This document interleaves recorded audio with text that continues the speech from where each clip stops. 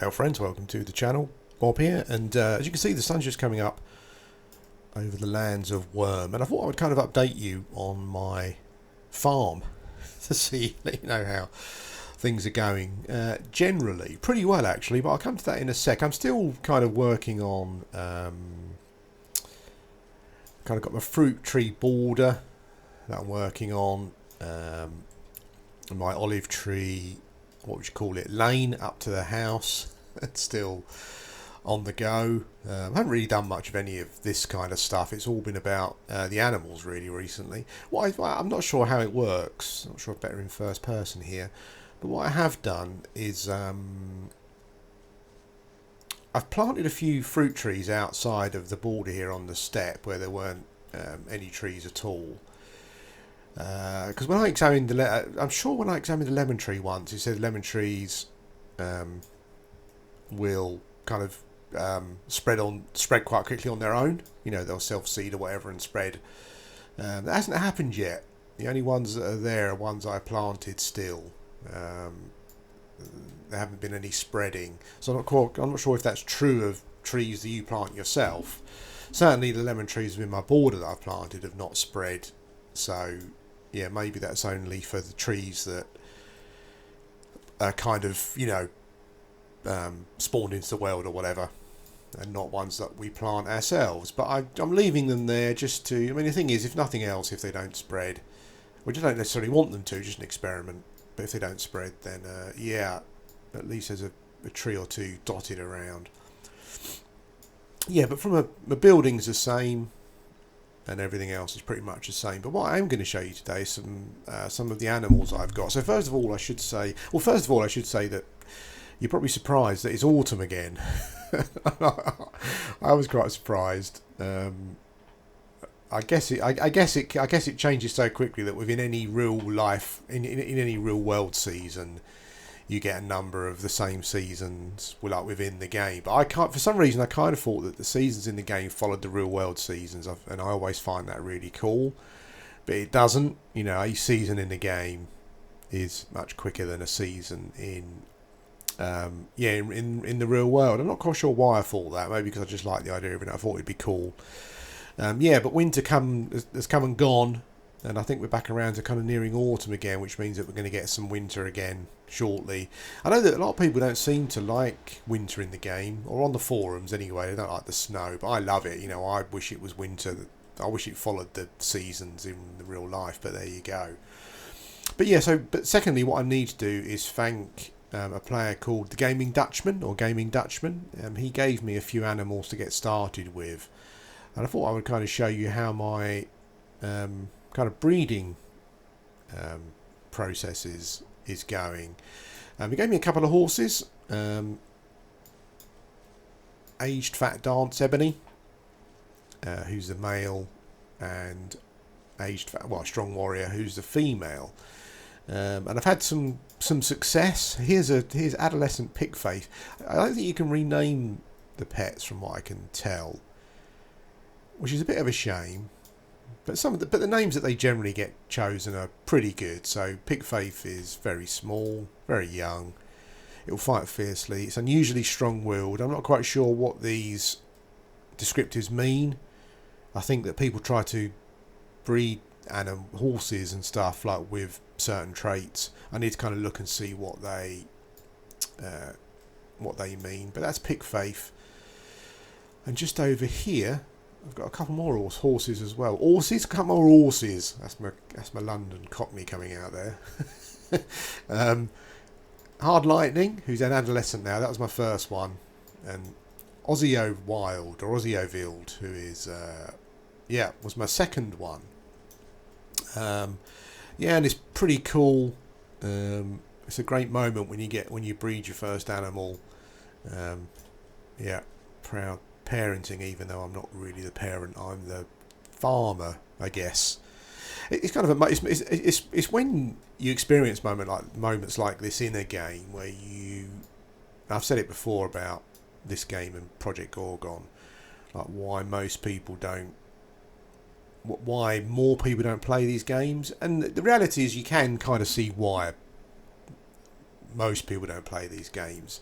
You know, there is a real time investment in doing this stuff, and everything is a big grind. And unless you kind of fall in love with the game, if you're passing through looking for an MMO to play, a lot of people will just pass it up because they'll just find the grind too much. What I do, I've said it before about Wurm, and I'll say it again. What I do find surprising is that more people who like sandbox games don't play Wurm, or should I play more people who like fantasy sandbox games don't play Wurm, and they play other games. But again, it's probably because this is a sandbox game where you kind of really have to work at it. You know, a lot of sandbox games have cash shops, so you can just buy your way to the top. But in here, like everything you see here, like I've had to take the time to breed all the animals that I've bred so far, plant the trees, you know, pick the sprouts, plant more trees, harvest the trees, keep them looking trim and neat and stuff, you know, and all that kind of thing. Yeah, so there's just more of a time investment and less of a financial investment, although there is one. Yeah, and I've got some cows over here. These 2 cows are mine, I believe. But Gaming Dutchman gave me some cows as well to be getting on with. So I don't think this one's pregnant at the moment. Extremely well nourished. I know that Gaming Dutchman did mention to me that there's kind of like an ideal age and stuff. I think they need to be fat. That helps. But there's an ideal age for breeding animals. I can't exactly remember what it was, so I'm just experimenting really. And I've got my age fat brown cow who is pregnant at the moment again, and I've got a couple of these 2 are mine here as well.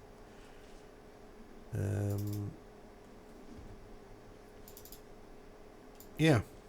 What I haven't had yet are any bulls, although I've got plenty of bulls again thanks to Gaming Dutchman. But yeah, I haven't had any bulls yet. I haven't produced any bulls from breeding.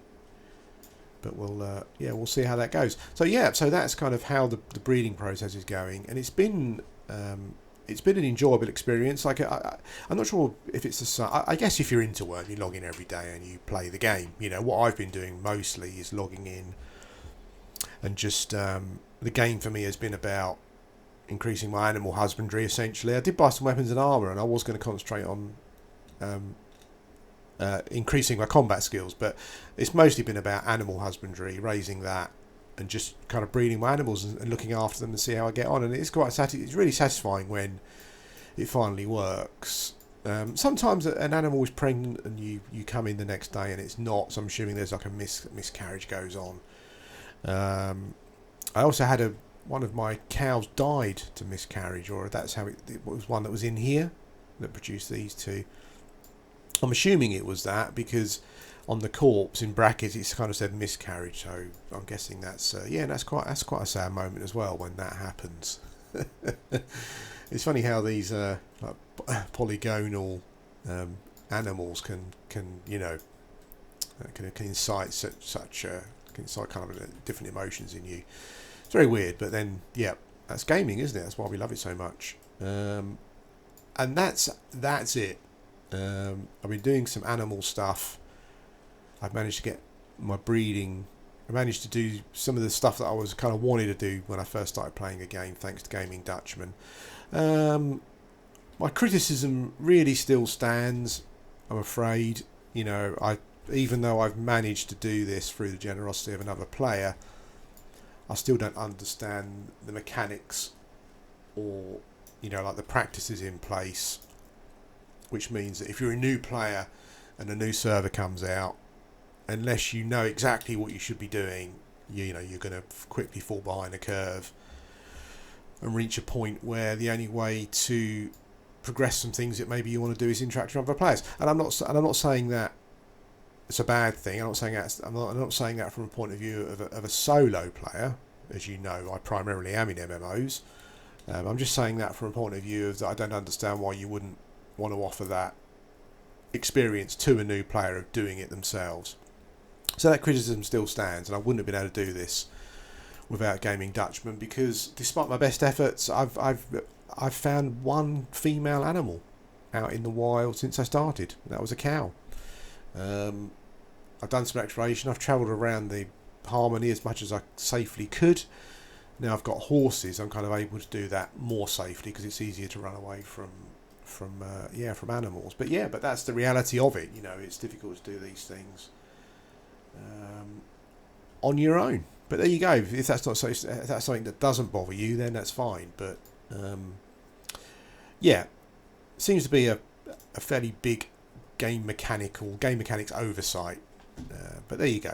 Maybe they do that because they want to encourage you to interact with other players, more experienced players. Maybe that's the thing. But anyway, it's just been a Wurm update. I've been breeding some animals and stuff. I've really enjoyed it. There's a great sense of satisfaction.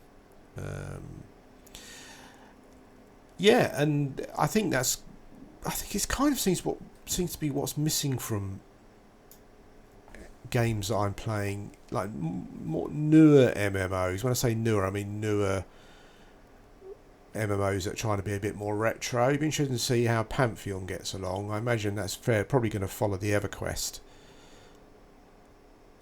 formula quite closely, so I don't think there'll be any problems with reward there. But yeah, so many games feel very unsatisfying at the moment.